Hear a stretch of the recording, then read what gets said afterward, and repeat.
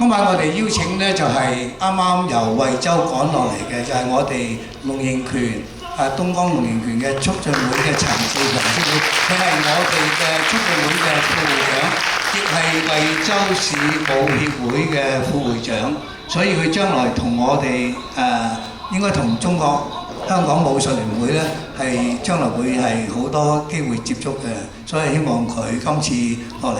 咁所以佢又帶咗一啲旗送俾香港中國武術聯會，咁由阿梅 Sir 負責接受下啦。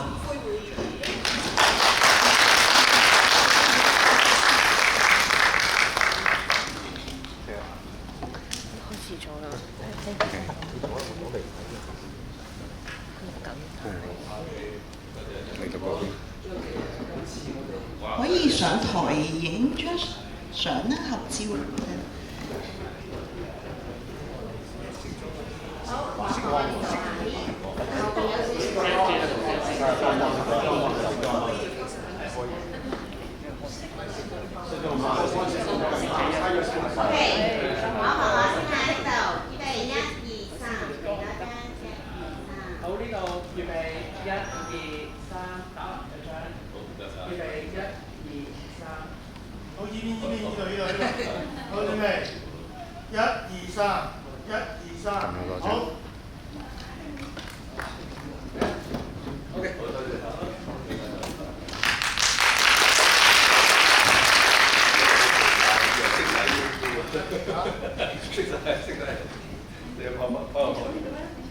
今晚有一個係比較稀客一啲嘅，就係同阿會長都係同阿霍會長都係同門嘅，係義拳嘅。咁佢唔應該屬喺後邊嘅，應該係亦係阿車副會長嘅師傅，所以我希望佢邀請佢咧坐翻前邊呢排啦。沈少寶師傅。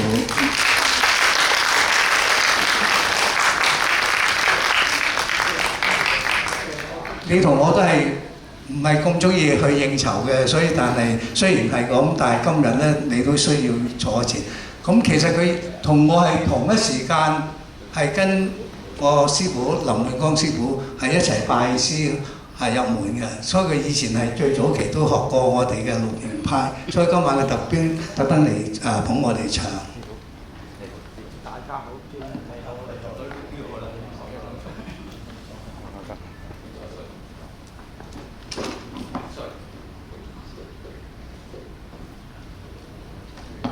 阿梅會長，你坐翻中間啦。唔係我啱啱部機遮住。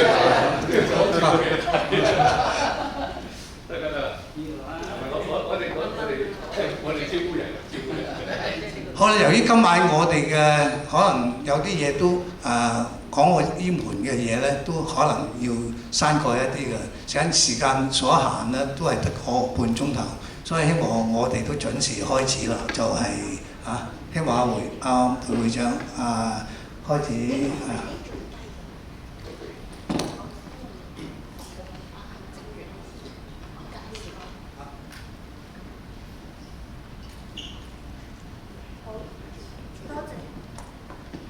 多謝各位嚟到奧運大樓參加今次嘅武術研聚會。首先，我哋以熱烈嘅掌聲歡迎我哋今晚主講嘉賓張國泰師傅同埋張永恆師傅。張國泰師傅係龍形拳第3代義傳的傳弟子，師承龍形宗師林耀貴、長子林煥光師傅，現為張國泰武術會會長、中國香港武術聯會武術顧問、武術套路資深級教練、國際級套路裁判、惠州市惠城區東江龍形拳文化促進會顧問。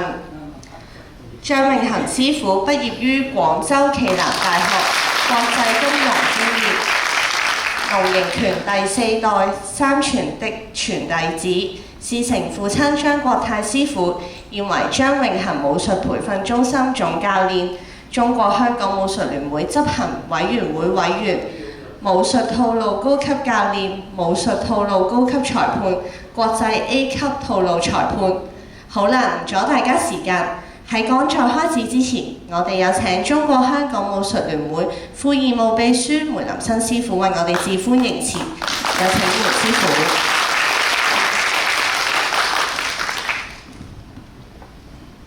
咁小弟咧就係梅林生，咁好榮幸咧今日做替工，替代我哋阿Gordon車會長，咁做呢個工作，咁呢個工作咧就非常之重要，就係咧歡迎我哋張國泰師傅同埋張永恒師傅兩個咧就到嚟咧就去同我哋分享龍形拳一啲咁寶貴嘅一個中國武術嘅一個資訊。我知道張師傅咧，其實咧今次唔係第一次咧嚟到幫助我哋武術聯會去做呢個講座嘅，咁已經係之前咧亦都幫我哋咧就做過去講解龍形拳，就俾我哋聽嘅。今日高朋滿座，希望大家咧就靜心去聽，去分享下張師傅嗰啲絕技。好多謝張師傅。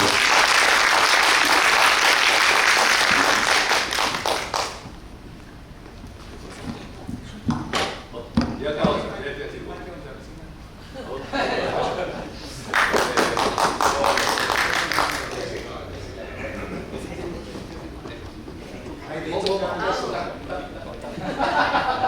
好，唔見啦，兩位師傅好，我呢度啊，2、1、2、3，幾多啫？好，呢度望住2、1、2、3，打橫一張，2、1、2。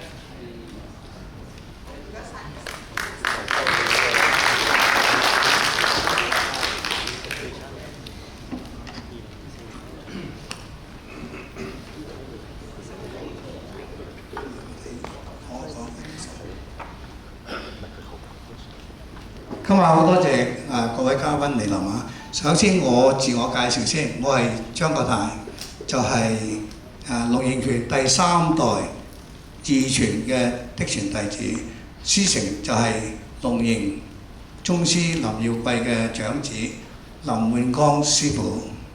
咁今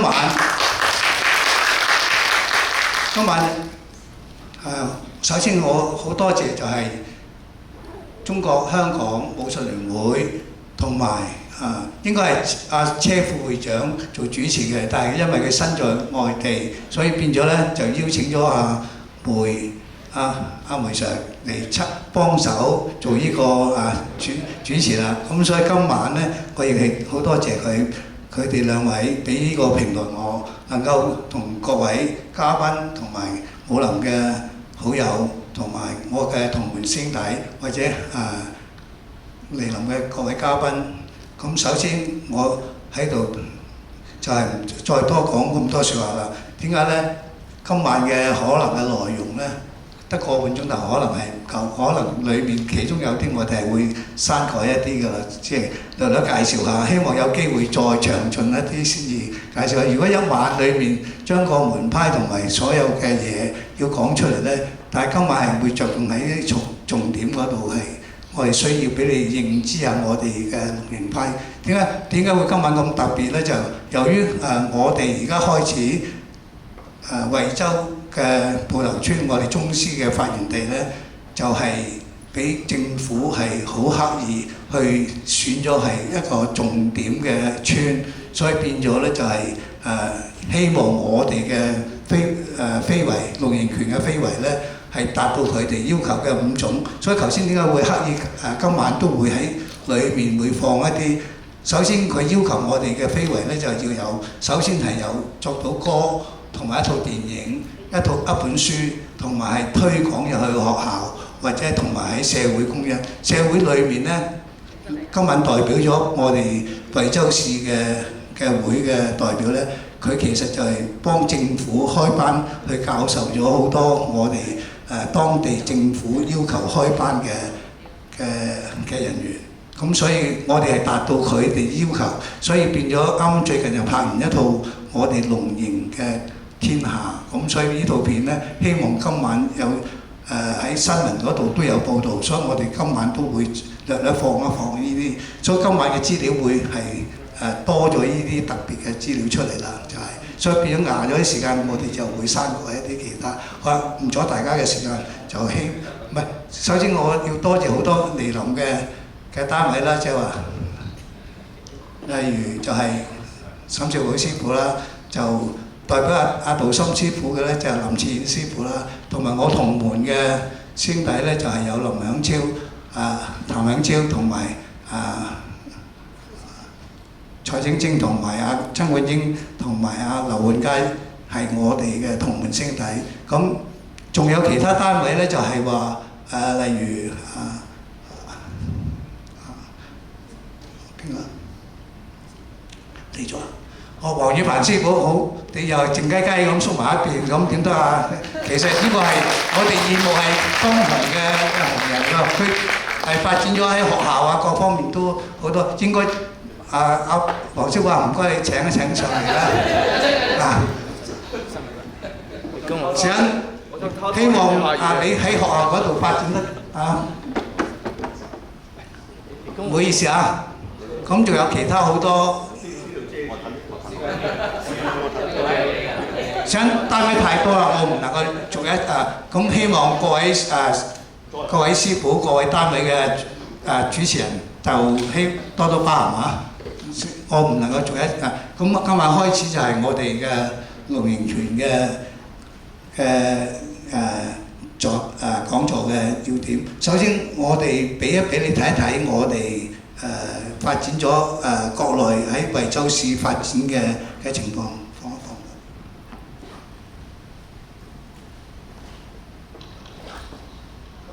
呢首就係我哋首先喺當地由佢市政府出錢代替我哋幫我哋作嘅，但係裏面嘅歌詞咧就係由我啦同埋陳志強師傅係提供咗一啲我哋嘅門派裏面嘅內容，所以佢將佢改為一首歌，係變咗點解好僥倖咧？能夠呢首歌係攞到當地嘅10大金曲嘅第一名，所以呢個係頒獎禮嘅佢哋攞獎同埋嗰係當地嘅人唱嘅。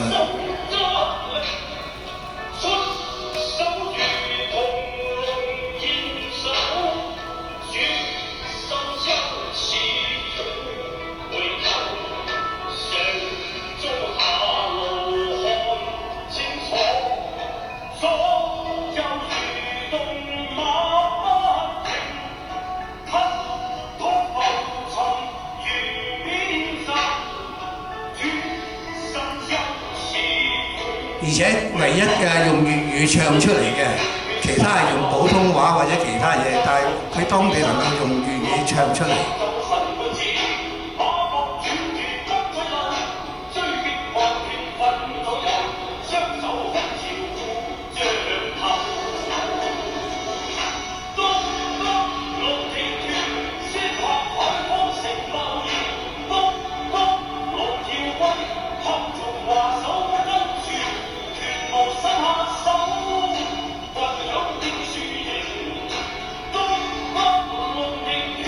天河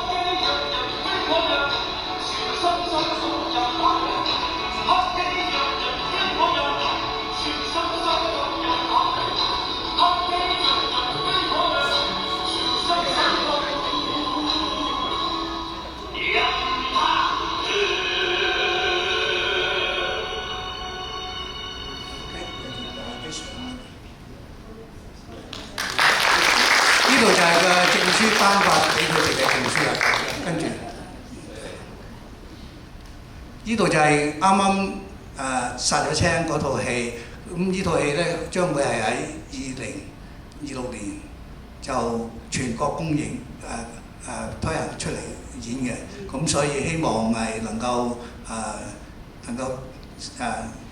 成到個理想啦香港會唔會啊？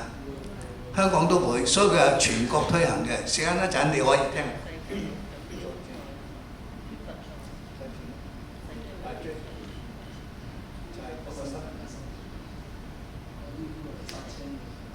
呢個殺青嘅。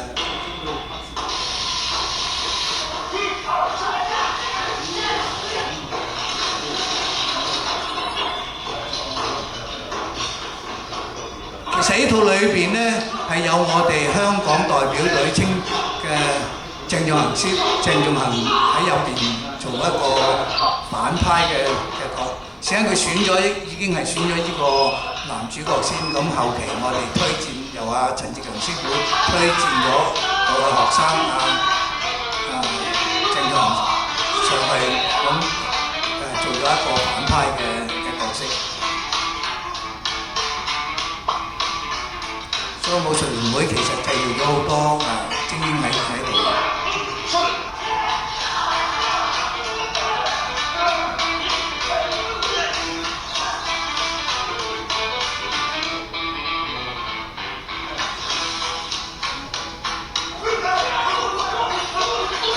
嗰個武術指導嗰個楊健武咧，其實就係我哋而家代表隊裏面嘅楊師太楊子瑩嘅父親。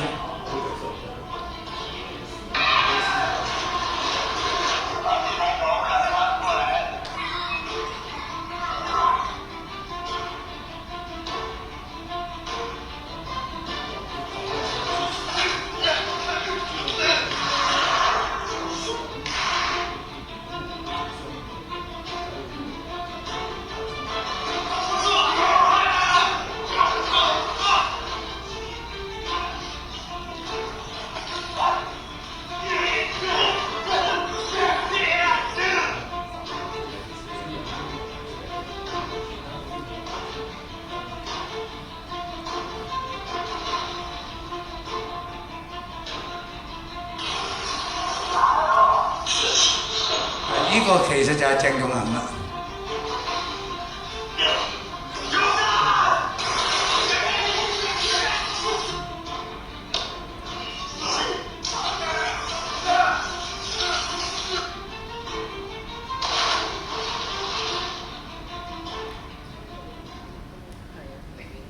好啦，轉咗新聞。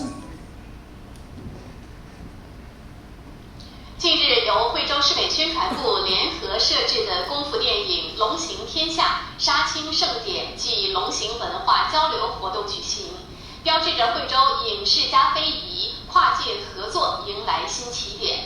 该片以广东省级非遗龙行拳为内核，讲述民国时期岭南青年的家国传奇，计划于2026年初全国上映。作为岭南武术瑰宝，发源于惠州汝湖的龙行拳已有100余年历史。其刚柔并济的拳法在20多国开枝散叶，全球弟子超20万人。电影《龙行天下》讲述了民国时期龙行拳弟子林正元离开家乡前往广州后，为保护身边亲友，在当地三方势力的明争暗斗中挣扎求生，并在商会小姐黄英芝的影响下投身革命的故事。影片在浙江横店、惠州两地取景。也是特别感谢能参演这部戏，让我习练了龙行拳。我也希望之后能一直坚持下去，更希望今后能为龙行拳的推广可以尽自己的一份薄力。我们都做了很大量的龙行拳研究，然后把龙行拳精髓把在电影里面展现出来。其实龙行拳还有更多的故事还没发掘出来，我们期待更多的电影来传播龙行拳，让全世界都知道。近年来，惠州以龙行拳为纽带，推动非遗与乡村振兴深度融合，如在虎头村、仁图中学等地设立龙行拳馆，在协天宫广场开辟训练基地，将龙行拳纳入中小学体育课程。这不仅是对历史的致敬，更是对传统文化的创造性转化和创新性发展。我们相信这部电影将成为一扇窗，让更多人透过镜头认识乳湖，了解龙行泉，让龙行户头的文化品牌走向全国，走向世界。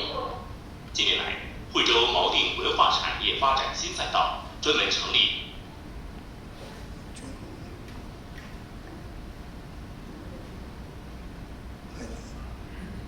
開始。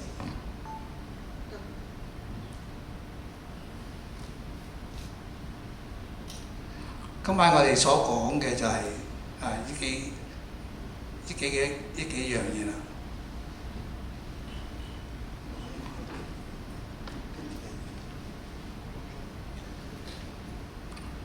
我哋嘅內容就係話龍形拳嘅源同埋嘅流啊，仲有第二就係龍形拳同埋武術嘅24要，基本上呢24要包括就係有4擊8法12形，咁我哋龍形拳其實都達到有同武術係一樣嘅。咁跟住落嚟就係我哋龍形拳嘅特點嘅要求啦。咁跟住就係我哋龍形拳嘅自成體系係可以去做一個評審。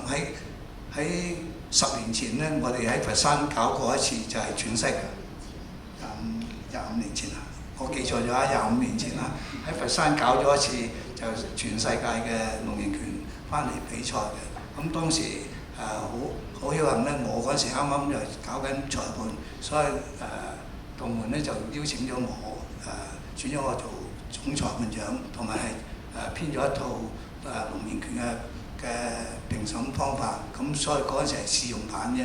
咁到而家成20幾年前啦，可能係已經係過時㗎啦，已經嗱，我今晚所要求所講嘅嘢咧嘅內容咧，都係啱啱前一段時間我哋會係武術聯會咧，都係邀請過中國國家嘅教授落嚟講解點為之係我哋嘅成為係傳統嘅武術咧，就係、主要而家係用10個字為主要，就係源流要有序，理法係要清晰，同埋特點係突出。自成體系，咁先至成為我哋可以稱為係傳統武術。如果唔係就咁變為好似一般，我哋唔係排擠新武術，新武術係為咗比賽而比賽。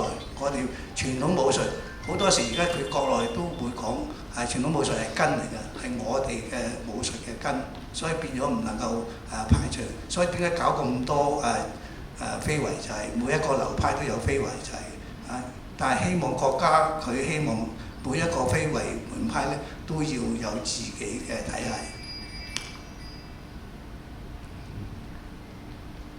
繼續講。好啦，而家真正係我哋嘅源流咧，其實好簡單咧，用先河海豐城貿業，後從華首得真傳，已經係代表咗我哋宗師嘅功夫係點樣嚟㗎啦。咁最先係由林家拳，所謂海豐嘅拳種咧，就係由林家拳，一般喺惠州人裏面咧係比較通常係會稱係一方面佢傳道嘅時候多數姓林嘅，所以喺林氏嘅族系裏面咧，所以叫林家拳。咁我哋宗師係學自佢父親嘅林家拳，後來咧就再去華首台，再學埋所謂係咪真正我都唔敢要追完過，就係話華首台嘅圍棋就係5枚嘅梅花樁。轉變為7路梅花7路梅花拳，咁所以變咗我哋係咪真正係喺華首台嘅梅花樁係咪5枚咧？咁係要代歷史嘅人去考證，我哋就只係歷史係咁寫落嚟，我哋就照咁樣搬翻出嚟。嗱，而家張相咧就係話布頭村就係我哋宗師喺嗰度出世嘅。咁個歷史裏嗰個村嘅歷史咧就慢慢睇啦，有機會。咁呢邊依間差唔多爛嘅舊屋咧，就係其實係我哋宗師早期喺嗰度住，喺嗰度出世。同埋裏面咧仲有一副我哋俗稱係壽板咧，即係棺材喺度嘅，喺閣樓。咁到而家仲喺度流傳喺度嘅。咁所以變咗佢哋以前咧就好多時有錢嘅時期咧就買定一啲呢啲嘢，咁將來有咩事嘅時候可以用嘅。咁上邊呢就好特別啦，就係話喺惠州市有一個名人館，擺晒佢惠州出名嘅名人。咁喺武術裏面呢，只係得有2門派可以擺入去嘅，就係一個龍形拳，同埋我哋嘅龍形拳呢係宗師可以有個銅像喺度，而另外一個門派呢就係李家拳。所以以前客家人呢，所謂未有龍形拳之前呢，而客家人呢學咩功夫好呢？就係話拳頭就學李家嘅，腳呢就學莫家嘅。所謂李家拳頭莫家腳呢，所以佢為客家人呢就最流行呢樣嘢㗎啦。所以話一般佢客家人就係練呢2樣功夫。咁後期我哋林家拳裏面呢，其實已經包括有好多拳種，所以龍形拳係好難練嘅。每一套拳佢有一個拳種唔同嘅。所以每一套拳都有佢自己嘅拳種，所以形成咗咧，好多人話：點解打呢套咁難打嘅，打嗰套又唔同嘅咁？其實佢每一套拳有唔同嘅拳種喺度。跟住，咁呢度就係我哋略一俾你睇到，就係話宗師，我哋宗師中間嗰個相就係我哋宗師林月桂，後隔離嗰個就係一般所稱嘅喺華首台裏面嘅大玉禪師。咁實際林月桂係咪跟大玉禪師呢？我哋所俾我哋抄到嘅歷史呢，其實就係大玉嘅徒弟高洪文教我哋宗師去學嗰套抄到嘅。但係好多時就會講呢，就係話變為係大玉禪師傳道嘅，其實就到我哋宗師上去嘅時候，大玉應該就已經唔喺度㗎啦，已經係過世㗎啦。咁呢邊呢，就係我哋宗師做90歲大壽嘅時期嗰個張人幫佢做嘅圖片出嚟。咁唔好住。咁後期佢留低落嚟嘅遺訓呢，就係話克己讓人非我讓，全心守到任他強。時間先頭嗰對聯呢，只能夠係我哋宗師用，而係我哋以後龍形拳嘅後人呢，弟子呢，就只能夠用克己讓人非我讓，全心守到任他強。咁其實克己讓人非我讓就係喺以前我哋初出入門咧，即係話克制自己並非係弱者，同埋咧就全心練好自己嘅功夫。其實就唔係應該係達到咧。如果再有修為落去咧，就係、第一句就係克己讓人非我讓咧，就係修性嘅明心見性，即係話我哋去禮讓人哋去修好自己嘅性。咁跟住第二句咧就係修命，就係話全心守道，練好自己嘅功夫去保自己健體同埋養命。咁就變為係性命雙修，咁就可以益壽延年啦。咁其實功夫拳本無法，有法自本成嘅啫。咁其實我哋就係不停係借假修真，唔論你邊一個門派，其實都係。其實我哋而家宗師創造咩拳種、咩打咩招式，都係假嘅，而係練出佢自己裡面嘅真我先至係。所以其實等於最近我都發現咗，就話地心吸力其實唔係牛頓自己發明出嚟嘅，係佢點樣去證明到同埋點樣攞到出嚟嘅啫嘛。咁即係話我哋嘅功夫嘅勁力呢，其實已經係存在咗嘅，但係你點樣去練出嚟，或者點樣攞出嚟，係你自己去攞嚇。跟住，咁呢度係我哋嘅歷史咧，但係有時間你就再睇下。我今晚就唔再逐個字去讀啦。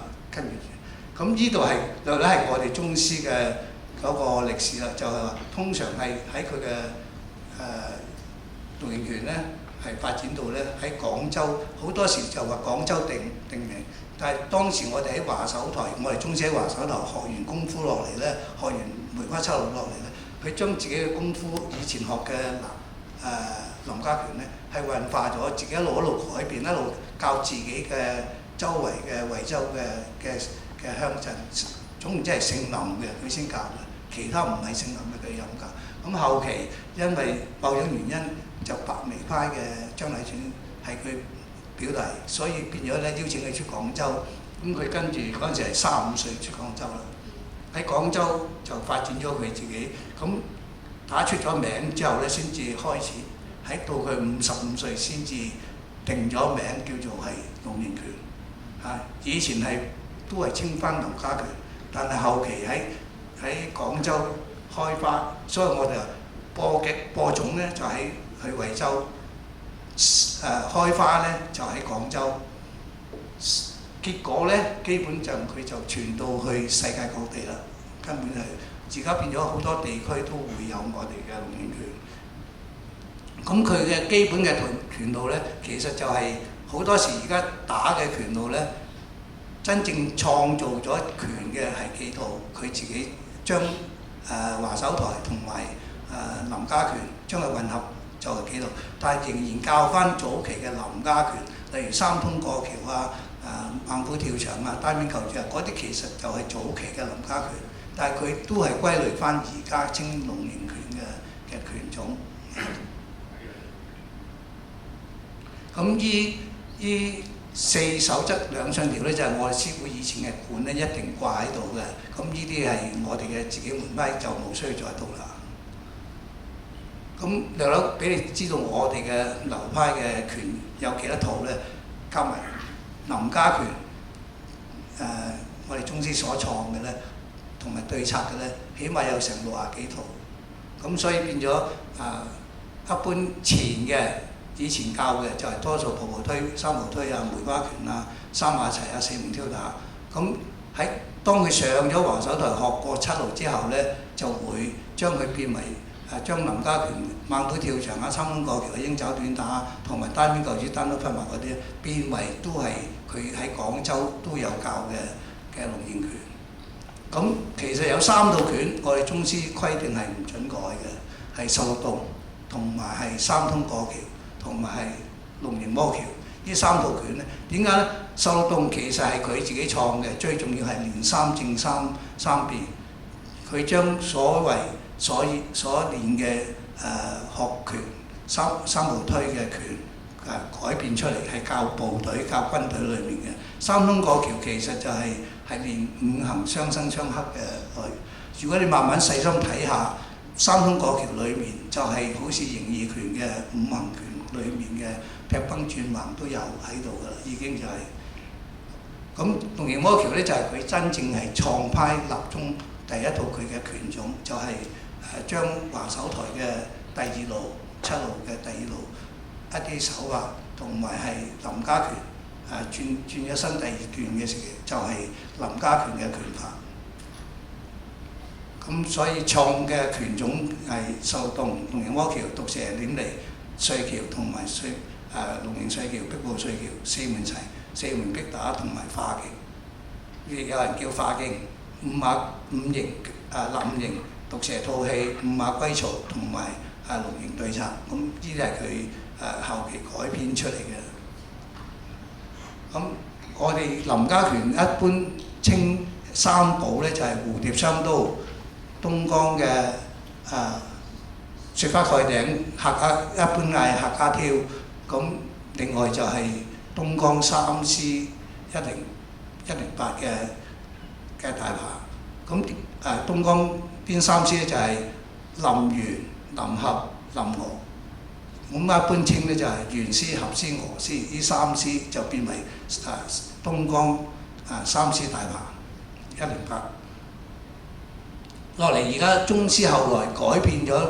佢出咗廣州係只係冇教到林家拳嘅器械出嚟咧，自己改編就係4門梅花子母雙刀同埋4門挑打梅花棍。我師傅稱就梅花棍，但係喺廣州同埋佛山嗰邊咧，阿曾根師傅咧就會用4門挑打蓮花棍，咁係雙夾單棍嚟。咁另外就係黃龍穿心棍。咁好多謝黃宇凡師傅嗰次做我一次兵臨城下，就將嗰套棍已經介紹過出嚟啦。咁另外就係短器械咧，我哋喺林家拳裏面係有4門嘅鐵尺蝴蝶雙刀，短棍咧就係雪花蓋頂、毒蛇攔路，長棍就係毒蛇攔路。咁一般客家人叫咧黃牛撐追。咁你哋如果係識得客家音嘅咧，就其實就係唔係幾個音，其實講就用黃牛撐追，其實就唔係幾美好嘅術語嚟㗎。咁另外咧就係、我哋加咗落去嘅咧，就係我哋青靈線啊，同埋青龍雙鈎啊。咁4門板凳啊、4門鋤頭、春秋大刀同埋4門大扒、苗巴大扒同埋係姚家大扒。咁最後係我哋東江3師108大話，呢啲就係以上我哋嘅器械。咁對策嚟講咧，係我師傅係會融入咗一啲，事關佢當時佢都好中意玩劍啊或者咩，好多人誤解咗咧就話，事關我哋宗師同阿孫玉峰係對練過嘅，係唔係玩過手三人門，大家冇講邊個輸贏出嚟。咁但係後期以為我哋師傅識玩劍啊，識玩其他咧，就係跟阿孫玉峰嗰支流，其實就唔係。後期係佢同一個好老友嘅陪教長老馬維全師傅教咗我哋嘅四門單刀同埋提毫劍、爆雙刀同埋探海槍。我自己加咗就係梅花雙刀同埋清風劍同埋係梨花槍落去。咁對策嘅嚟講咧係有白手拆插仔、白手拆雙刀、白手拆匕首、白手拆槍。咁對器械嘅咧就係有其他等等以下啦。咁總共咧其實嘅套路有成64套。其實以前我哋嘅時代咧，做一個師傅咧，個個都攬埋都80-90套，成100幾套嘢，閒閒地㗎啦。所以嗰時係靠死記，就亦冇咩點樣錄影機有個其他嘢。師傅一教啲師弟咧，就搏命去睇啦，搏命去記啦咁樣。跟住落嚟就係我師傅俾佢亮下相啊，就係我喺總會翻總會嘅時候影嘅。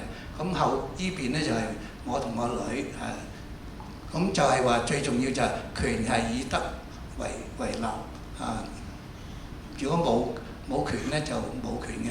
咁成日講冇德，我哋成日講冇德，咁你如果冇德咧，根本就係唔成事嘅。咁仲有就係話係要尊師重道，同埋係飲水思源。但係好多而家後一輩咧，未必係喺街，可能我哋而家做教練啊，教完啲徒弟咧喺街見到你咧，眼望住你，都唔需要嗌聲你乜嘢咁。咁所以變咗我哋阿黃師傅而家猛咁推行咧，就係講教到佢哋要尊重同埋各方面。所以要提起我哋中國武術係令到人點解？我覺得點解外國日本嘅空手道啊、跆拳道咁有規矩咁有禮貌，而係我哋中國人唔尊重翻自己入到場地一個場地練習嘅時候，人哋咁守規矩，點解我哋中國唔守？咁就一定要行翻照，就唔好太過容忍俾嗰啲太過甚至乎有啲家長落場去幫啲細路仔抹汗啊，而家咁即係令到我哋做教武術嘅人幾冇面啦，係嘛？咁呢個就係呢度只係寫我哋兩父女咧，寫得太多支流嗰啲，同埋太多聲底啦。我今晚講為咗咁樣表達，我哋係呢支流係承傳落嚟嘅。咁我哋宗師長子呢方面咧，係我師傅到我到仲有其他在座有我哋譚恩超師同門啦，同埋劉永佳啦、曾滿英，咁呢啲都係我哋嘅跟師傅嘅。但係今晚點解冇寫呢啲名咧？就今晚係我同我女負責講，咁所以只係寫一寫呢啲代表性嘅。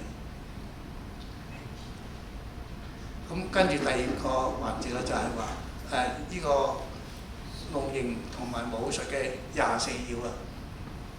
呢24個要法咧，即係其實4擊8法12形加埋嘅總數，咁變為24。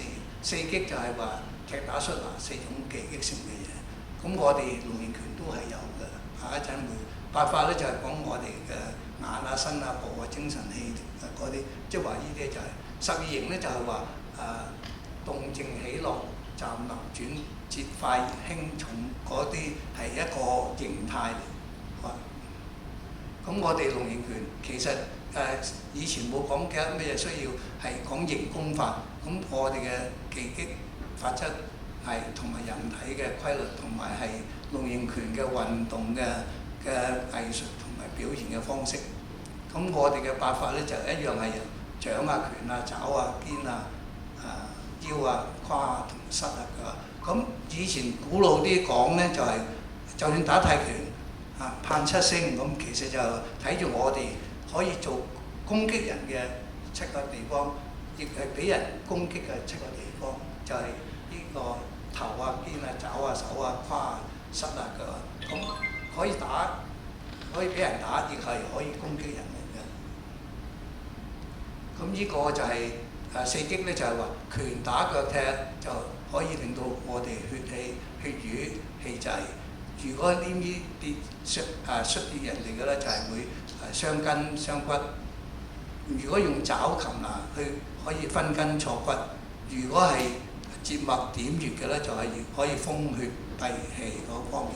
咁呢啲我哋唔再慢慢去講。如果有機會再上翻武術會嘅網站，應該睇翻有關嘅。咁放一放我哋嗰個四擊法。由於場地咧，我哋只能夠係用視頻去俾你睇一睇啦。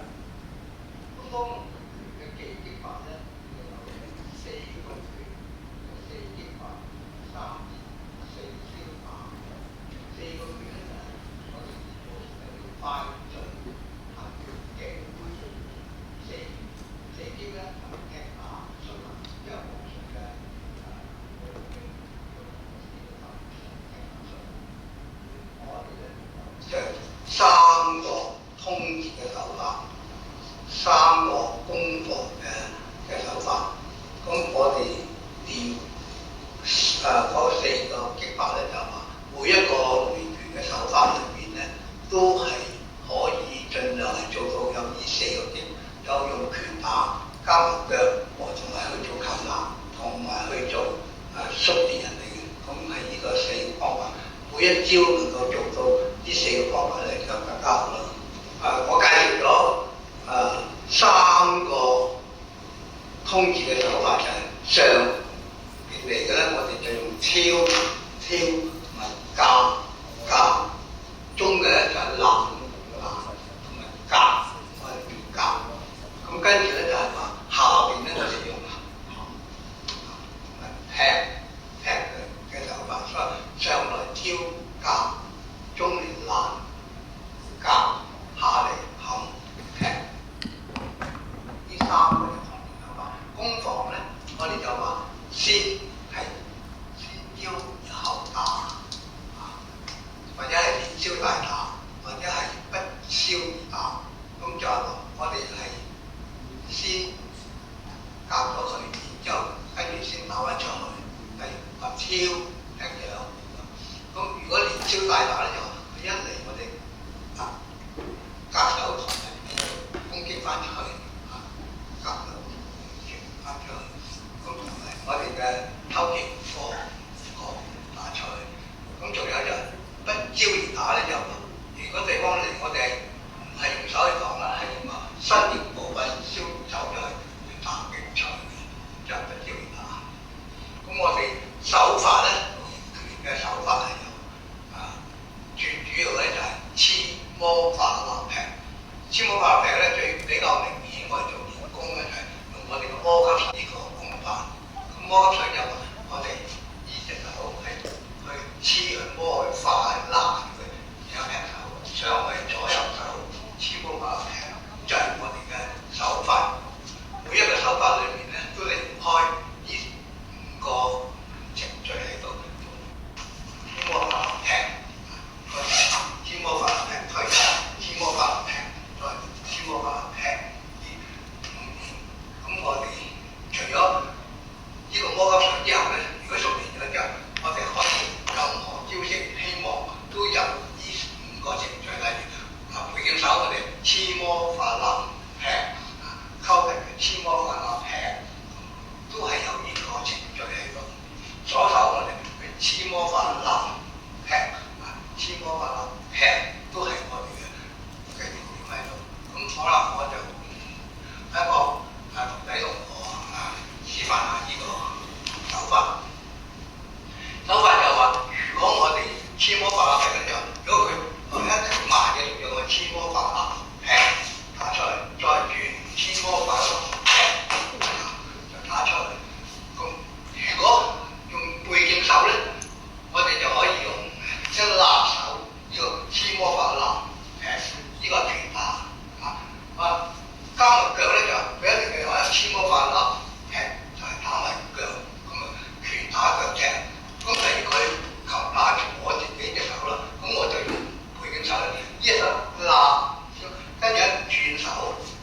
接手，咁佢就雞炒咗佢做咗擒拿，再加埋咗我跌咧，佢一食埋一來咧，佢就跌咗落地下。咁變咗我哋係用一個招式可以變為4個打法，踢打術啊，好重要啦。咁例如最前都係第一嚟嘅啫，我話啦劈，好啦，掉翻轉頭我用擒拿，咪我用腳打埋啦，佢一踢就係打埋隻腳出去，再加埋擒拿咧就話一打一轉一劈壓落去，因為做擒拿，因為動作再不過快嘅啫，咁就可以用鎖，我哋做鎖手啦，鎖手通常一般咧，佢隻手一衝除一打，咁多數都係咁，唔係打人出去，但係呢個係打嘅，打籃出去。如果我哋做擒拿嘅，就一轉手一轉就咁可以做咗擒拿，我邊手嚟第一轉就變咗係做咗擒拿。咁我哋嘅手法所以暫時示範咗呢幾下。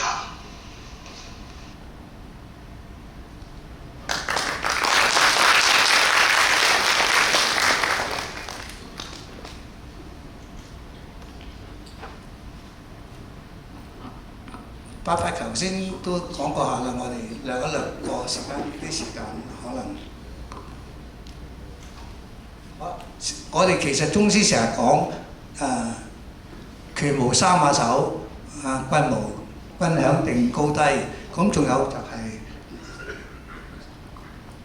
就係話，我哋宗師最成名嘅其實有一腳就係平射掃華南，根本就好多人都冇講嘅。其實就係平射掃華南，佢嘅平射腳係好出名嘅。咁而家由一個學員示範我哋嘅本身龍形拳嘅腳法，係有屈身踢法同埋係直擺踢法。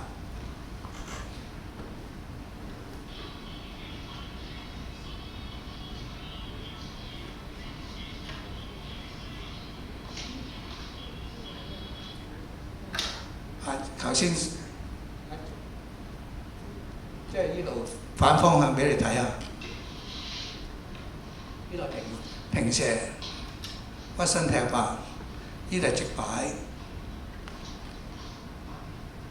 所以龍形拳好多人睇咧，就好多時係覺得淨係拳，係冇乜腳法。其實就佢每一套拳只係一隻腳俾你睇到嘅啫，其他除非喺高級嘅拳種裏面咧，佢先至會俾你出現咗咁多腳法。咁其實我哋氣法練嘅咧，就係話外練筋骨皮，內練一口氣。外練係外形就係外五形就係眼身手腿部，內五形咧就係話精神氣意氣勁。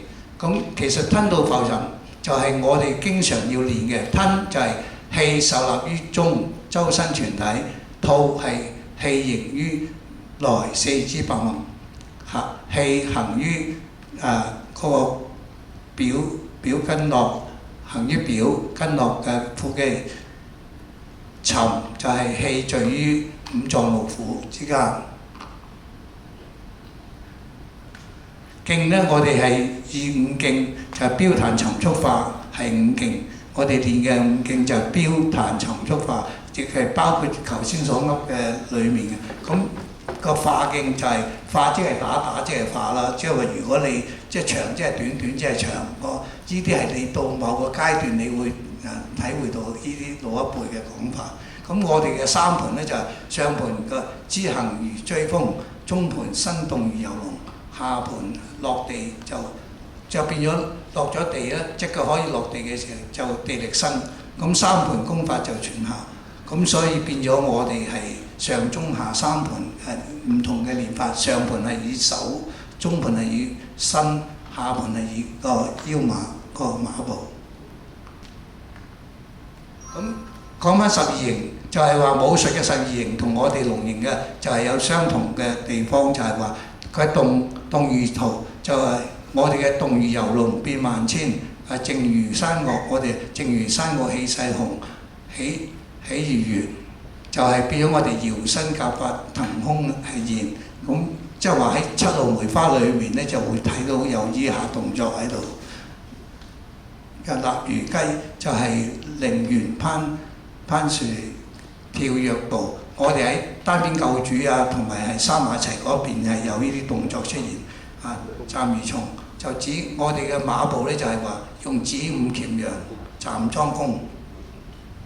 轉而論就係泰山壓頂連環踢，即係話我哋嘅碎橋手連環打三下手嘅時期。截如弓，我哋嘅序節三通就圓扁步，輕如葉就花拳小馬追魔，同埋退魔步法如浮雲，即係話我哋進步就如風，退步如浮雲，就係、是、有呢個講法。動如重如鐵，就花徑落步如鐵等。我哋一雙手一行出去嘅時期咧，一落步嘅時候咧，就要好似我哋係唔落地生根，係好似鐵等咁樣重落去。換如鷹爪嘅前絲擒拿術，快如風就係青龍絞，即係話青龍絞與壁步擺步。我哋就係好似打龍魚魔橋頭嗰幾下啦，溝入背劍嗰啲就係我哋嘅青龍絞與。咁就係變為我哋嘅進步就疾如風，退步如浮雲。好啦，第三就係個特點突出，就係用咗我哋宗師擺出嚟嘅裝，就係我將佢變為有21個要點，我哋要求要做到嘅就係、你一睇到我哋宗師嘅張相咧，你就會發覺佢嗰個勢係有幾有雄厚嘅精緻喺度啊！就係話眼係要平望出去，頭係要正，頸係要直，個肩係要落，個膊係要脱，爪係要沉，個腕係要坐，掌係要剪，指係要舒，拳係要緊。如果我哋握拳係要緊，胸係要行，背係要拔，甲係要團，身係要伏，腰係要彎，腹係要收，係要縮。所以我哋攣腰縮肚就係咁樣啊！臀部係要插，胯係要翹，膝係要夾，個足係要扣，個指係要抓。所以我哋嗌五點金，其實就係將腳趾將佢抓地下嗰個位置啦。所以一般人嗌五點金咁，其實就唔知係講乜。如果你係玩過醫門嘅，咁你就會知啦。咁所以鐵腳落地五點金，他人無處可落尖。點解會用個尖呢？其實佢哋客家人咧，五華咧打石佬開石嘅時候，爆石嘅時候，佢喺嚿大石揾到條罅位，佢鑿一個細嘅窿，然之後低個尖落去，一錘打落去咧，就即刻將嗰嚿大石爆開佢。所以話你要揾到個尖位，所以你個擺個裝手咧，俾人哋入到尖位，咁你就係散晒啦。如果入唔到咧，你冇辦法可以入到尖位咧，就對你係冇乜作用啦。跟住，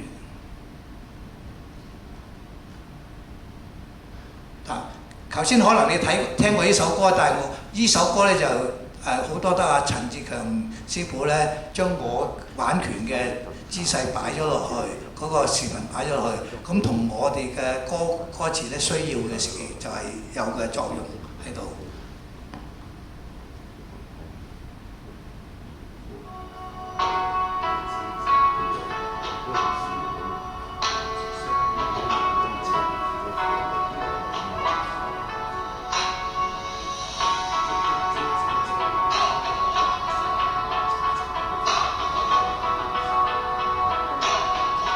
其實圖片裏邊嗰個一般係叫灣仔嘅馬合，就係徐祥師傅，即係我哋嘅師叔。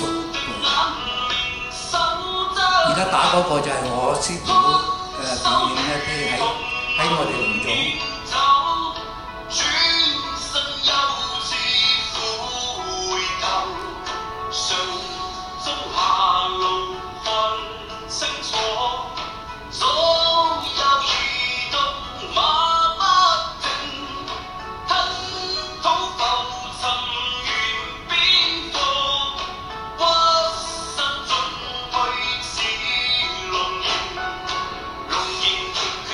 看流，吞開偷土斷妖獸。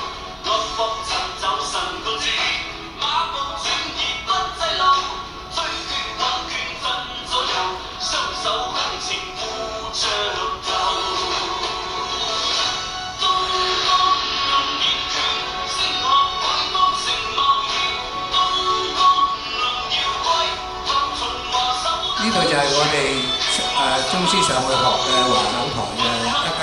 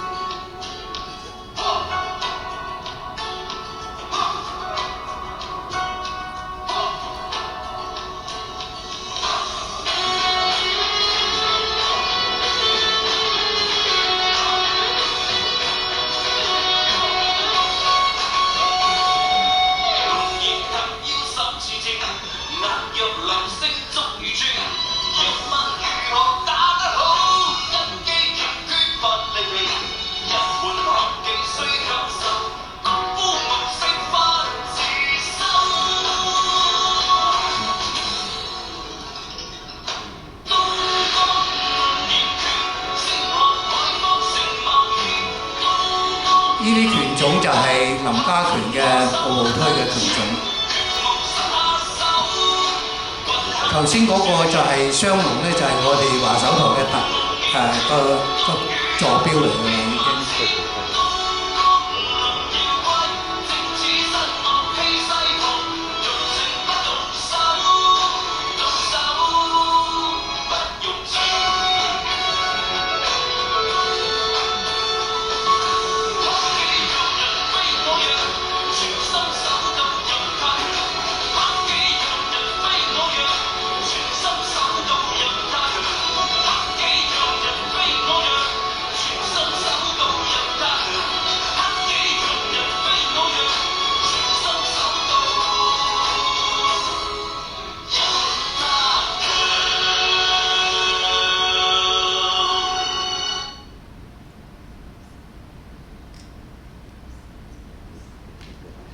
呢度可能刪咗佢。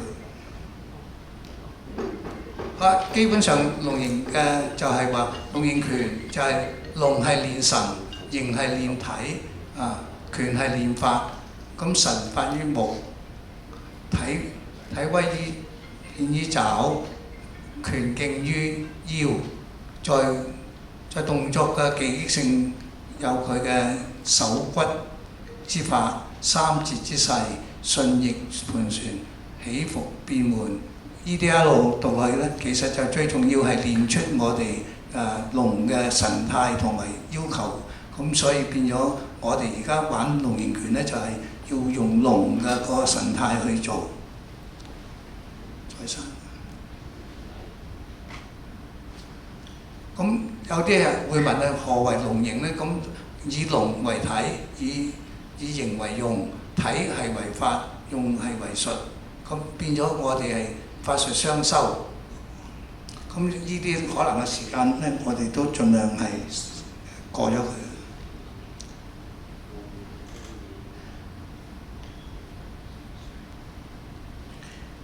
過咗佢。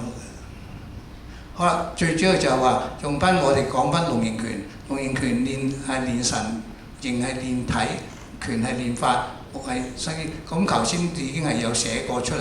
咁最重要就係話我哋宗師創造嘅拳種龍形魔橋個拳種就係屬於我哋一般其他人唔會叫係武拳。咁龍形為體，魔橋為用。即係話，我哋龍形魔橋點解會稱龍形魔橋咧？係以龍形為體，魔橋為用。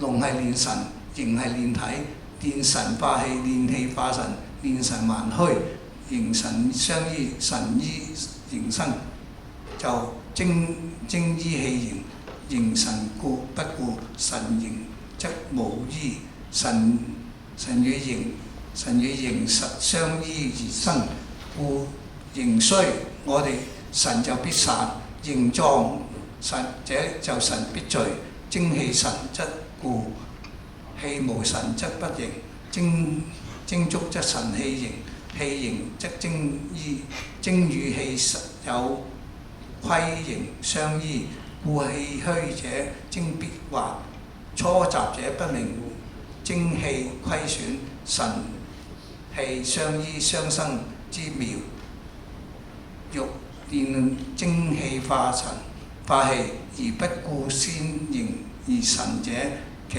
可乎得乎。跟住，咁其實龍形魔橋咧，我師傅成日講咧就係以五形，即五形咧就係話金龍獻爪、青龍絞乳同埋烏龍擺尾、黃龍出洞、銀龍騰空。咁其實就係龍形魔橋都係以五行相生相克嘅作用，所以金龍獻爪係屬於金，青龍絞乳係屬於木，烏龍擺尾係屬於水，黃龍出洞係土。銀龍騰空係火，咁如果再慢慢去鑽研咧，你可以再重新再睇一睇啦。我哋再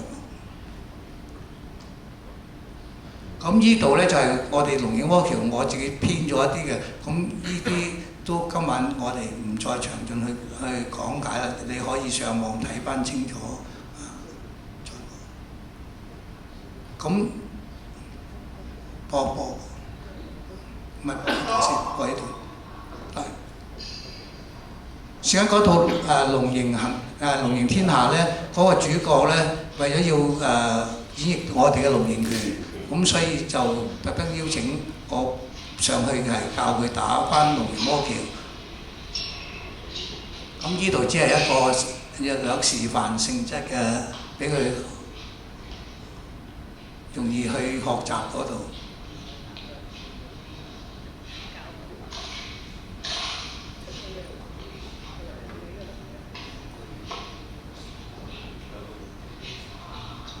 咁頭先嗰段咧，應該就係喺華手台嘅梅花七路嘅二段，而家轉身嘅其實就係林家權嘅拳法。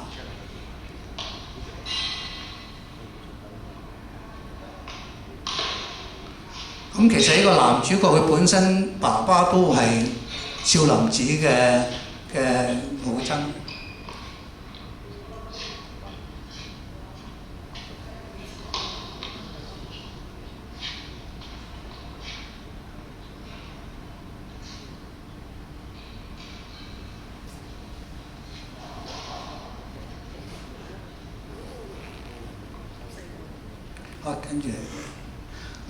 跟住落嚟咧就比較做張偉人打一套龍形魔橋，嗰個速度就係我哋正常要打嘅。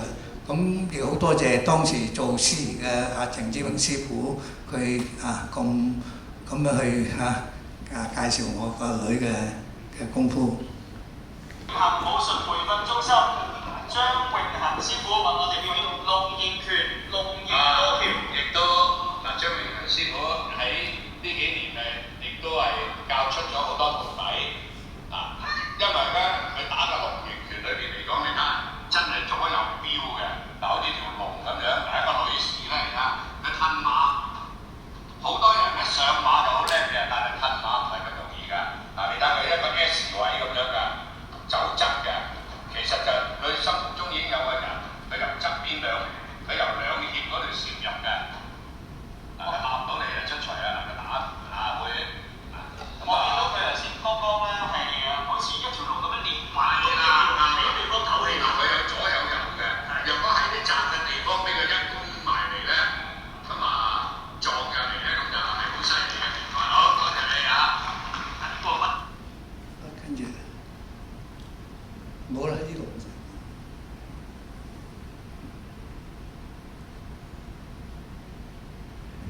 咁其實講一講就係我哋嘅功夫，其實老一輩成日講法不輕傳，拳不賤賣，即係話我哋唔能夠將我哋嘅立亂法門講出去同埋乜嘢。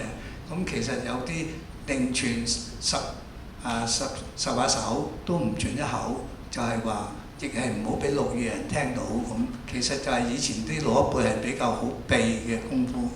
咁同時咧，當你一個套路裏邊咧，如果你冇拳法、拳理、功法同埋拳功力咧，喺個套路裏面咧，其實係表現唔到出嚟嘅。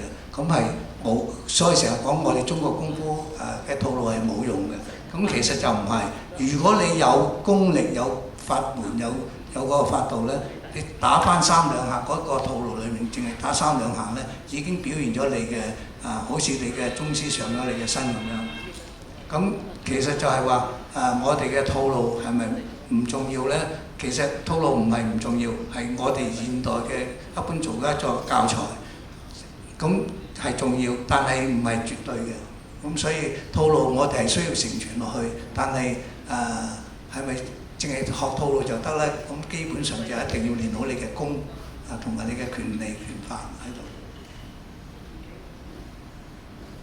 呢啲唔好講啦，再唔使啦，得唔得？好啦，今晚我所講嘅就係到此為止。到由張永恒師傅再介紹佢自己有關裁判嗰方面，同埋點樣同我哋龍形拳係會溝通到，即係話龍形拳嘅可以喺裁判嗰邊都可以發揮到出嚟。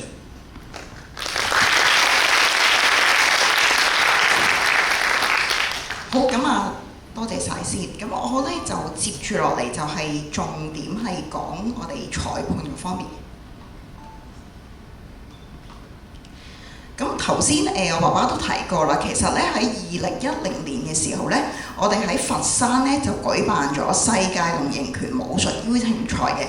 咁當時咧係世界各地我哋嘅龍形弟子啦，同埋我哋國內嘅弟子啦，同埋我哋香港嘅弟子咧，都出席咗呢個比賽嘅。咁爸爸咧當時就編定咗呢個嘅龍形拳競賽裁判規則。咁其實咧喺2010年嚟㗎啦，其實已經係25年前㗎啦。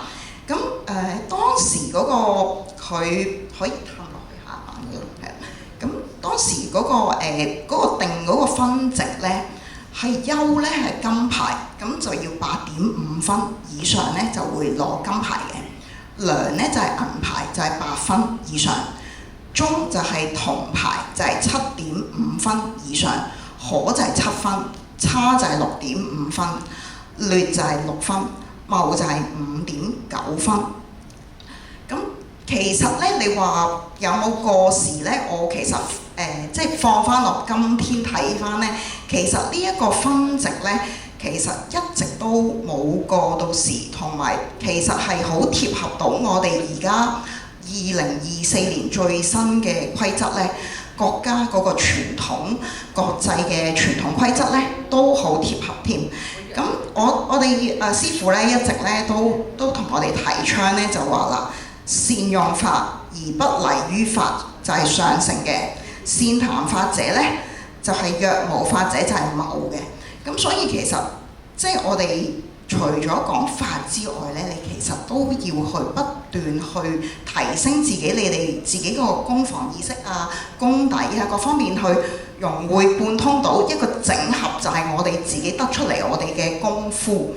咁所以我哋咧褪落去下一版咧，就會舉一啲例子，我哋去走一次咧，我就會播啲影片咧，去大家一個評論一下去點樣睇我哋呢個門派嘅功夫。因為好多人就話即係傳統功夫好難評喎。其實傳統功夫其實就唔難評嘅。不過我哋而家咧就走一次啦。咁我左上角咧就有我頭先咧講嗰個優良中可差劣咁嘅分值嘅。咁我就由左邊咧就係我咧當時喺2017年咧就參與咗香港武術聯會舉辦嘅全港公開傳統武術錦標賽。咁我當時就係以4門齊，我哋龍形拳嘅4門齊咧就得7.95分咧，就榮獲咗嗰個金獎嘅。咁跟住去到上一年啦，2024年咧，咁我亦都去咗印尼世界功夫錦標賽。咁我亦都同樣地係用龍形拳4門齊咧就參加比賽。咁當時咧就係得分咧就係8.78分，亦都係攞咗個金獎嘅。咁睇呢個分值係相差咗1分以上嘅，其實就咁跟住右手邊啦，就係李子明師傅啦。咁佢喺2023年啦，亦都參加咗中國香港武術聯會全港傳統武術錦標賽，亦都係以我哋龍形拳4門齊去參賽嘅。咁就有金獎啦，咁就係8.01分。咁佢喺2023年咧就參加咗由加拿大舉辦嘅泛美國際武術錦標賽，同樣都係以龍形四門齊就獲得8.8分。跟住去年亦都係2024年嘅印尼世界功夫錦標賽呢，龍形拳四門齊就獲得8.78分。咁就睇下啦，本土賽我哋香港舉辦嘅本土賽，同2個世界賽，一個係加拿大舉辦，一個係印尼舉辦嘅世界賽。咁你睇到喎，世界賽呢係啲國際裁判個水平係好有共識喎，好貼近嘅喎，大家都係喺8.7至到8.8分，好符合我哋領導人呢。我哋而家今天我哋亞洲武術聯合會同埋國際武術聯合會呢，係要有8.5分以上呢，先可以喺世界賽攞到金獎嘅。咁而我哋本土賽呢，係咪即係我哋本土賽係8分，8分係攞到金獎？咁好啦，再探落去咯喎，咁我睇下周佩賢我身邊呢位師傅啦。咁佢係2017年呢，同樣都係參加咗香港武術聯會全港傳統武術錦標賽呢，亦都係以龍形拳四門齊，就係8.05分獲得金獎。咁佢喺2024年呢，亦都入選咗代表香港去參與首屆亞洲大學生錦標賽，咁亦都係以四門齊去出賽嘅。當時個賽事呢，佢攞到9.15分，跟住佢嗰個龍形蝴蝶雙刀呢，就係銀獎啦，就係9.25分。咁我好似不停咁講住啲數字，咁好多時其實就係你做一個裁判，你就不停係講住啲數字嘅。但係我今日呢，就係想帶出，其實我哋中國傳統武術呢，係咪可以即係有高水平，有一個人哋練咗幾十年嘅功底喺度，你可唔可以即係有好多前輩啊？就算我哋啲老總啊，張國忠師傅呢，喺一個上年嘅一個首屆嘅學界武術比賽呢，咁呢傳統評獎之前呢，佢同我哋裁判組呢做咗一個 briefing，佢特登都講咗一句啦，我哋中國傳統武術其實都可以係8.5分至到9分嘅，如果有高水平嘅，我哋應該都要俾到8.5分至到9分啊嘛。咁因為你由競技武術今天喺嗰個世界嘅舞台嗰度有9點幾分，競技武術都係由我哋傳統武術啊去編排重新再推出嚟噶嘛。咁點解變咗我哋中國傳統武術唔值錢呢？一文都不值噶咯咁仲有冇人去研習我哋中國傳統武術呢？咁即係好可惜咯，因為你參加即係我哋作為一個師傅去帶住啲學生嚟參加比賽呢。哇！點解阿師傅我哋得咁低分？我哋7分，我哋係咪真係咁差呢？我哋7.3分，我哋係咪咁差呢？其實即係個小朋友佢都練咗一段時間，如果佢真係咁差，我哋亦都唔夠膽俾佢出嚟參加比賽。但係呢個分數，我哋就係好希望大家一齊努力，去一個即係裁判呢個體系裏邊可以參賽，可以反映到一個參賽者佢一個真實去有嘅一個功力咯。如果唔係，人哋有冇個心去再去鍛鍊我哋中國武術呢？因為你要有啲鼓舞去令我哋下一代肯繼續去練㗎嘛。因為我哋中國武術係好辛苦嘅一個運動嚟嘅喎，又要拉筋，又要踢腿，又要紮馬，又要逼步，都先進步咗少少。你每個月先進步得個少少，但係你一個比賽，哇，得個7分、7.2分，跟住個小朋友佢有其他項目就已經哇攞咗個好高分嘅一個金獎啊！咁佢都下個月都話：師傅都唔得閒啊，好多嘢學啊，唔玩住啦咁樣。即係我真係希望即係透過我哋呢一個講座，都想帶出下我哋傳統功夫其實都係好有個價值喺度嘅。咁而家呢，我就會播2條影片，咁我哋就去細心睇下，同樣係一套拳，去唔同嘅角度去用佢嘅手法、身法、步伐、眼法，甚至乎佢嘅功力去睇下，係啦，究竟係呢個就係佢周佩瑩師傅，佢就喺呢個世界亞洲大學生錦標賽即場嘅表現嚟嘅。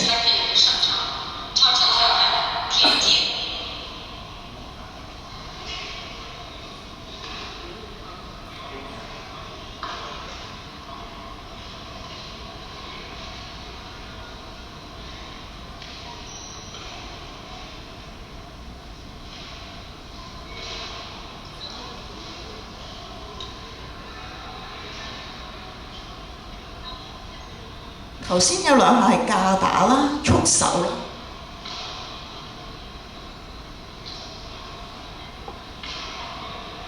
束手啦，我哋平射腿咧，頭先我師傅介紹過啦。呢個穿橋三通。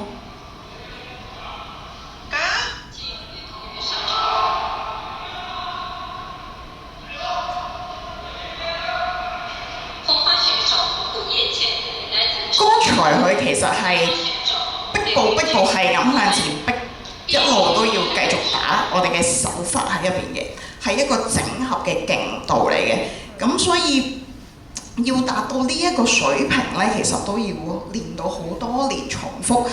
一去到館，你淨係乜都唔練啦，你淨係練咗個直逼步、三角步先可以達到頭先嗰個水平。其實就咁，我哋而家會再播一條咧，就係喺加拿大當時參加泛美嘅比賽啦，同樣都係四門齊嚟嘅。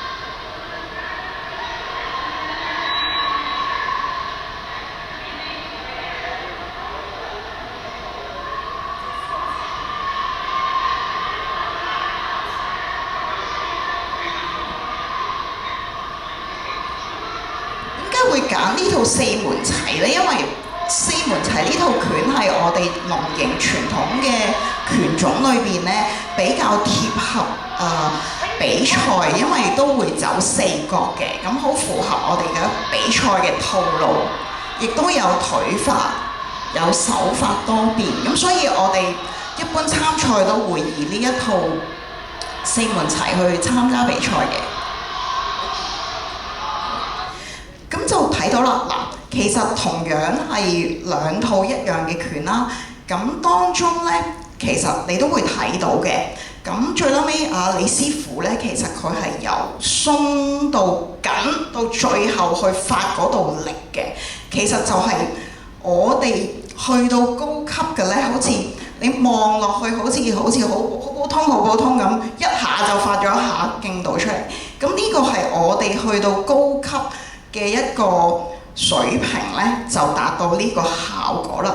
係由鬆到緊到去發，就係呢一個最後呢一點咧，就係我哋去攻擊嘅嗰一點嚟嘅。咁所以咁特別要播呢啲俾各位睇咧，就係話希望即係我哋將來我哋即係本土嗰啲賽事咧，可以去知道我哋呢家功夫其實達到呢一個效果，其實兩位咧都已經係一個高水平嘅一個參賽者嚟㗎啦。其實佢練到呢個步法咧，可以咁樣逼進退左右咁已經係一個好高水平㗎啦。咁而我接落去咧，其實我已經準備咗有太極嘅，不過而家都唔多花時間去講太極嗰部分啦。咁而我其實咧另一個觀點咧，我今晚都好想提議一下嘅。其實我去到咧去咗加拿大啦，同埋去到印尼啦，呢啲都係舉辦好多傳統嘅修行者咯，好樂意去積極參加佢哋呢啲賽事咯。咁點解會咁呢？佢哋有共通點嘅喎，每家功夫嗰啲弟子呢都好積極參與。我見到報名嘅傳統嗰部分呢，都好多參賽者嘅。咁人哋嗰個體系呢，就好配合翻我哋國家嗰個體系啦。佢將我哋中國傳統武術呢，佢真係分門別類。南派嘅功夫呢，佢就歸類放埋一齊去競技，跟住北方嘅拳種咧，佢又會放埋一齊，咁唔會話好似一籃子將所有咁多家功夫咧就放晒同一個賽事裏邊喎，即係不論你外家拳、內家拳咁，你楊家太極、陳式太極、陳楊孫吳武都放埋一齊，就冇將佢分開去，咁就變咗。你有啲有家功夫，有啲功夫咧係比較嗰個套路係比較觀賞性會比較高啲咧，好容易咧就會喺呢啲賽事嗰度咧攞到一個比較高嘅分值啦。咁就好容易喺嗰個賽事咧就變咗係某幾家功夫咧就喺嗰個金獎嗰度咧就係嗰幾家功夫攞晒金獎咯喎。咁而其他哇啲動作冇咁舒展啊，好狹窄啊，望落去個觀感啊冇咁舒展大方嗰啲功夫咧，就變咗就輸蝕咗少少啦。就個分值咧永遠就上唔到去噶咯，變咗可能係7.5分啊，7.6分啊咁。但係金獎嗰啲咧就係7.8分啊以上嗰啲分值。咁但係人哋同樣咧都有好有水平嗰啲師傅去參加，好有水平嘅參賽者去參加嘅喎。咁但係佢哋嗰啲咧就攞唔到啦，就變咗銀獎、銅獎咁樣。咁對我哋本土去推動我哋傳統中國武術咧，其實會有一個難度同埋個挑戰喺度咯。即係我唔係為我哋淨係我哋龍營派去發聲啦。我係想希望我哋中國傳統武術咧都有個價值喺度，即係人哋練咗咁耐咁，唔係即係變咗佢嗰個家功夫，佢嗰個套路相對唔係咁適合喺呢個競技嘅舞台嗰度去參與比賽嘅，咁就變咗永遠都攞唔到金獎嘅喎。但係如果你肯做多一步，做多少少，將佢分門咗去。南派功夫歸類，咁佢有啲都分得好細㗎。去加拿大嗰邊咧，南派咧都細分佢嘅。咁你變咗你多啲機會俾每一個門派都可以攞到金獎嘅時候咧，咁先係推動翻我哋即係中國武術咯。咁呢一部分咧就係我一個即係少少嘅心底話嚟嘅，呢部分就。咁好啦，咁我就接落去咧，就完成埋去第5部分啦，我哋一個簡短嘅總結啦。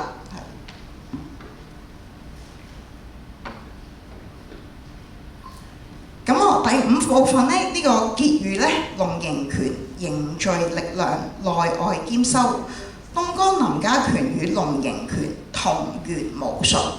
咁我哋咧師傅咧一直都會延續林家拳同埋龍形拳嘅，因為我哋個根咧都係由林家拳再脫變而成龍形拳嘅。咁先賢嘅智慧成就龍形拳嘅榮耀，惠州博羅營圖蒲頭村林耀貴宗師秉承慈悲濟世、愛國愛武術其次，發揮龍形拳文化疏導心理。我就唔詳盡咁讀啦。咁我哋咧即係我會跳住啦。咁咧我哋宗師咧就秉承咗啦。咁就以武德咧靜心靈，以武術增強體質，以慈善普濟社會，以養老關愛終極。咁即係話我哋最終咧都會希望達到去養生嗰個層次嘅。除咗攻防技擊之外咧，最終就達到養生呢個效果啦。我哋龍形拳嘅宗旨就係克己讓人非我弱，全心守道任他強，明心見性，性命雙修，德藝雙修，借假修真。咁我哋其實咧，我哋呢個對聯咧，就係我哋每一個龍形弟子咧，都會向住呢個克己讓人非我弱，全心守道任他強，去繼續我哋宗師嘅遺訓嘅。咁跟住咧，我哋最嬲尾啦，就係故鄉情懷嗰部分啦。心中與夢中的故鄉不斷改種，適應潮流。咁我哋宗師而家呢個出生地咧，已經咧去不停咁去想去繼續去傳播我哋呢個龍形拳嘅。咁我哋第一點咧就希望咧歸屬感，我哋希望我哋練龍形拳嘅弟子咧有個歸屬感，對我哋呢個即係我哋呢個龍形派咧練咗之後咧，好樂意咧去翻嚟咧去幫手去傳承佢嘅。咁唔係掛住自己去為咗自己去一個名譽啊，去增重自己嘅聲譽咁嘅，係大家咧都出一分力去推動我哋呢個門派嘅。咁第二啦就係滿足感啦。咁我哋透過我哋自己不停嘅鍛鍊咧，去滿足自己又好，滿足到你對個社會嘅貢獻，因為你提升咗自己，你去即係你自己增強咗咧，你去幫助其他弱小嘅群眾嘅，就唔係恃強力弱，係應該咧你自己增強咗自己，去幫助翻個社會啦。咁跟住親切感啦，咁我哋咧就大家其實都係跟隨一個師傅嘅，喺呢一個大家庭裏邊嘅，就希望咧大家都係和諧共處嘅。咁就唔好話因為一啲即係參加咗呢個比賽，你又攞咗金獎，我又攞咗個銅獎翻嚟啦，我就真係唔高興咯！我練得咁辛苦，你又好日都唔翻嚟練下嘅，你又反而攞咗個金獎咁樣，即係唔希望有呢啲大家不和諧嘅，大家嚟到呢度咧都係好似兄弟姊妹咁，即係大家互相幫助，咁有呢個親切感，咁就希望我哋咧，我哋本身我哋自己個會咧，都係向住呢3個點咧，去希望我哋嘅學員咧，去做到呢3個點嘅。咁咧，我哋今日咧就我哋嘅內容咧，就大致上咧都講完成咗㗎啦。咁我哋接落去咧，下一個部分啦。咁睇下，即係可能時間都唔多啦。咁有冇師傅或者即係其他嘉賓有啲想話提出一啲問題去問嘅？可能有1-2題嘅提問時間俾大家咯。睇下有冇師傅想提問一下嘅。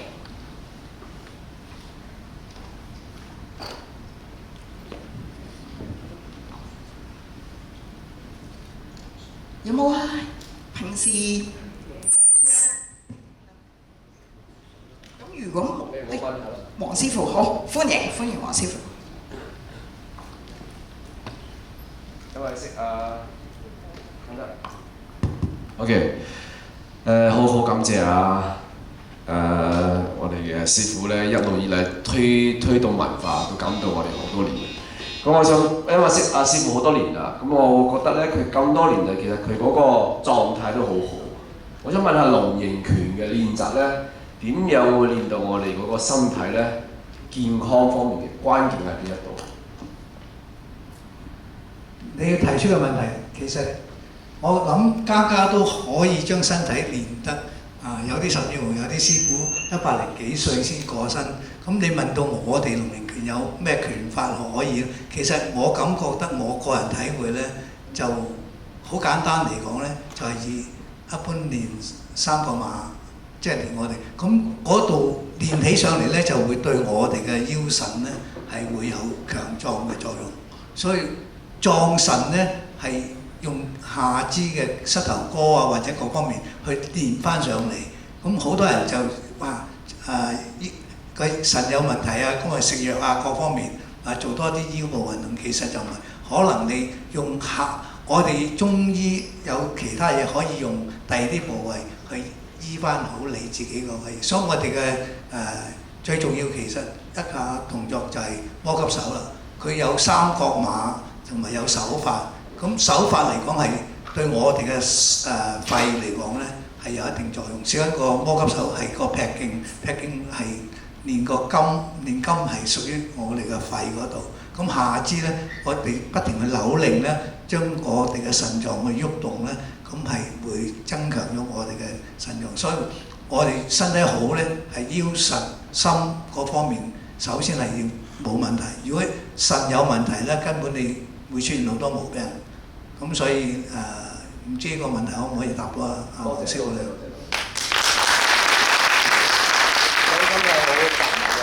同埋我哋嘅數據咧，我哋龍營嘅宗師啦，都係90幾歲啦，跟住我哋師公都係90歲以上先有嘅，所以即係都係一個參考嘅一個數據嘅指標咯，其實都係。咁如果冇嘅咧，咁我哋就接落去最後尾呢個環節，就邀請大家各位師傅今日咧出席咗嘅咧就。咁我交翻啲時間俾職員先。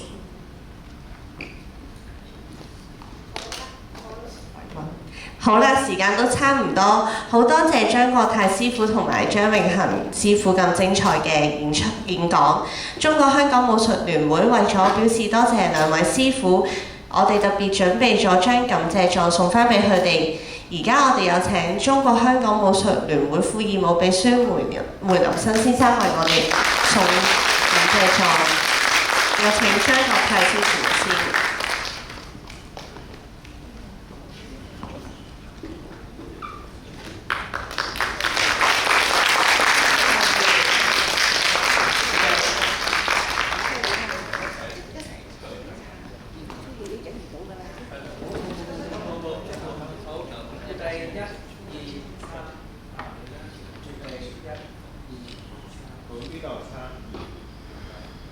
好，接住落嚟頒感謝狀俾張永恒師傅。仲有。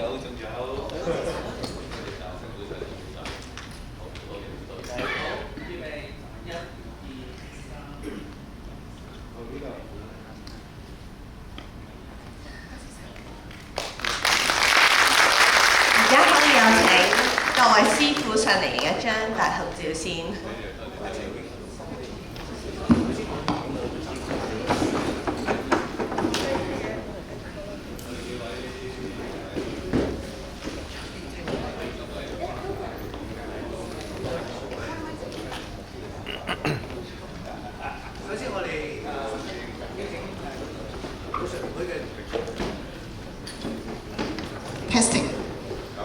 首先請我哋武術聯會嘅周位上嚟先，然之後個嘉賓唔好走住啊！阿沈師傅啊，你一陣間啊邀請你上嚟，我哋影咗集體相先。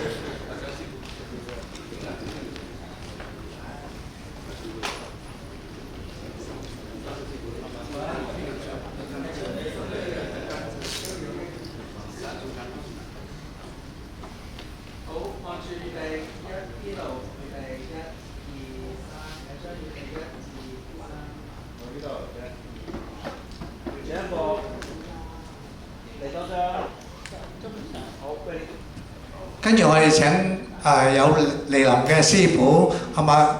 馬兆輝師傅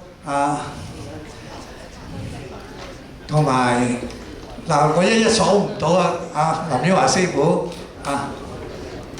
陳靜慧師傅林徹顯師傅，唔係今晚嚟臨嘅師傅同埋我啲師兄弟啦，周洪光同埋劉永佳先係。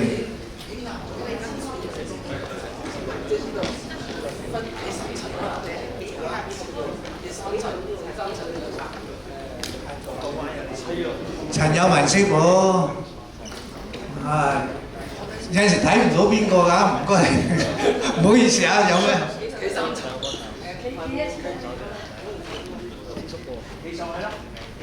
夠唔夠位？嗱，大家睇到個手得啦。你上去試下隻呢啲。